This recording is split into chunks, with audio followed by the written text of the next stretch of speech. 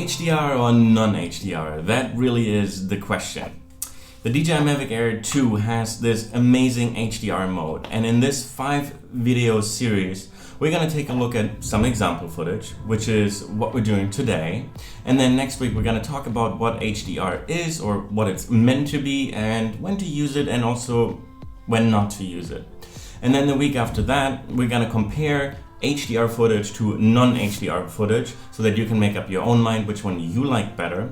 And then the week after that I'm going to show you some color grading tips, and I'll also show you a trick where you can make your non-HDR footage look like HDR footage, or in my opinion make it look even better. And lastly we're going to take a look at HDR photos, which is not called HDR, it's called AEB, and it stands for auto exposure bracketing.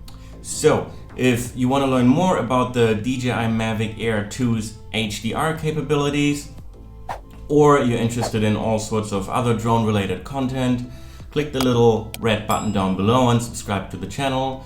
Also, all these videos that I've just talked about may already exist at the time you're watching. If not, make sure to click the little bell icon down below so that YouTube notifies you when those videos get released. I'll put on some more HDR shots for your viewing pleasure, and I will see you next week.